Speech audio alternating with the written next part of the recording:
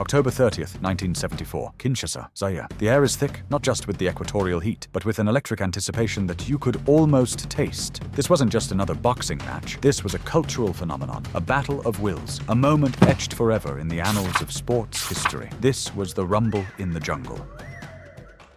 We're talking about the heavyweight championship fight between the undefeated, seemingly invincible George Foreman and the legendary, but aging, Muhammad Ali. First, let's talk about the champion, George Foreman. At 25 years old, Big George was a force of nature. He was an absolute wrecking machine. He had a staggering record of 40 wins and 0 losses, with 37 of those wins coming by knockout. He had just demolished Joe Frazier, another legend, in 2 brutal rounds to win the title. He'd also knocked out Ken Norton, a man who had broken Ali's jaw, in just 2 rounds.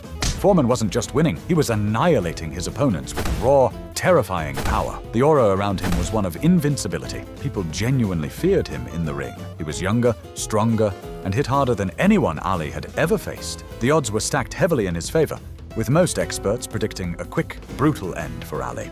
And then there was the challenger, Muhammad Ali. By 1974, Ali was 32 years old. In boxing terms, especially for a heavyweight, that's getting up there. He had lost 3.5 years of his prime after being stripped of his title and banned from boxing for his refusal to be drafted into the Vietnam War. When he returned, he wasn't quite the same fighter. The dazzling footwork, the float like a butterfly speed wasn't as consistent.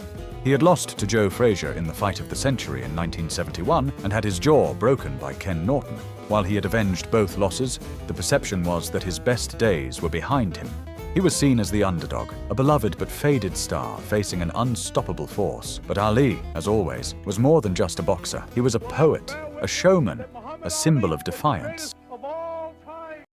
The fight itself was the brainchild of the flamboyant promoter, Don King. It was his first major promotion, and he went big. He secured a massive $10 million purse, $5 million for each fighter guaranteed by the controversial ruler of Zaire, Mobutu Sese Seko. Mobutu saw the fight as a way to put his country, which he had renamed from the Congo, on the world map. He wanted to project an image of a modern, powerful African nation. The fight was scheduled for September, but had to be postponed for 6 weeks after Foreman suffered a cut above his eye during training. This delay turned out to be a crucial, perhaps decisive, element. Forced to stay in Zaire for weeks longer than planned, both fighters had to adapt. Foreman, a quiet and somewhat intimidating figure, grew increasingly isolated and uncomfortable. Ali, on the other hand, did what Ali did best.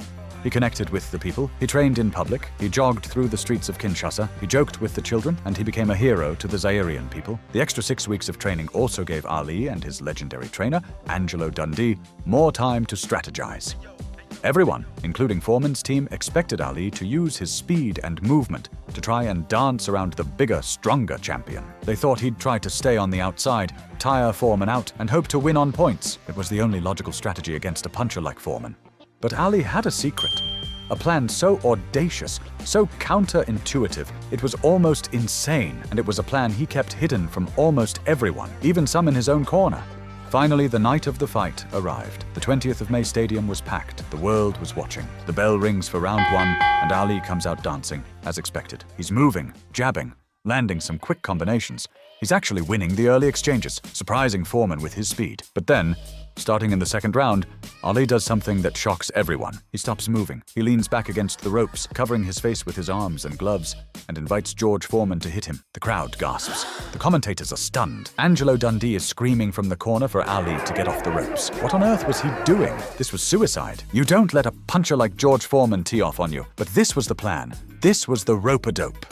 Ali had noticed in Foreman's previous fights that while his power was immense, his stamina was questionable. He also realized that trying to outdance a younger, stronger man for 15 rounds was a losing game. So, he decided to turn the tables. He let Foreman punch himself out. For round after round, Ali absorbed a terrifying barrage of punches. He took Foreman's best shots, mostly on his arms and body, but some flush to the head. Between the thunderous blows, Ali would taunt Foreman. "Is that all you got, George? They told me you could hit. You're not hitting hard." He was playing mind games, infuriating the champion. Foreman, accustomed to his opponents crumbling within a few rounds, grew more and more frustrated. He kept throwing haymakers, each one draining more from his gas tank. He was punching himself into a state of pure exhaustion under the sweltering Zairean night. By the 5th round, you could see the change. Foreman's punches started to lose their snap. His movements became slower, more lumbering. Ali, meanwhile, was still talking, still whispering in his ear. In the clinches, he'd lean on Foreman, making the bigger man carry his weight. draining his energy even further. Every so often, Ali would explode off the ropes with a quick, stinging combination, snapping Foreman's head back and scoring points before settling back into his defensive shell. He was controlling the fight without even leading the dance. The momentum had completely shifted. The invincible monster was looking human. He was tired, confused, and being systematically broken down, mentally and physically. The crowd, sensing the tide turning, roared, "Ali, Bomaye!" with even greater fervor. Then came the 8th round. Foreman was a spent force. He was throwing weak, arm-weary punches. Ali saw his moment. He saw the exhaustion in Foreman's eyes. With about 20 seconds left in the round, Ali unleashed a blistering 5-punch combination. He snapped off the ropes, landing a sharp left hook followed by a straight right that landed flush on Foreman's jaw. It was like watching a giant redwood tree slowly timber over. Foreman stumbled, turned, and fell to the canvas for the first time in his professional career. The referee, Zach Clayton, began the count. Foreman struggled to his feet, but it was too late. Count reached 10 just as he stood up. Muhammad Ali, the underdog, the old man, had done the impossible. He had knocked out the unbeatable George Foreman. The stadium erupted. The world erupted. Ali had not only reclaimed his heavyweight title, he had cemented his legacy as the greatest. The Rumble in the Jungle was so much more than a boxing match. It was a masterpiece of strategy, courage, and psychological warfare. Ali's rope-a-dope strategy has become a part of our lexicon, a term used to describe absorbing pressure only to come back stronger. The fight also had a profound cultural impact, showcasing a major international event in post-colonial Africa and solidifying Ali's status as a global icon. For George Foreman, the loss was devastating.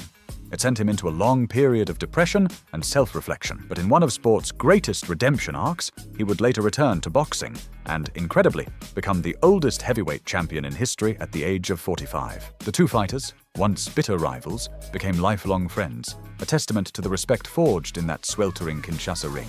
What are your favorite memories of this legendary fight? Let me know down in the comments. Thanks so much for watching, and if you enjoyed this trip down memory lane, make sure to hit that like button and subscribe for more stories from the world of sports. We'll see you in the next one.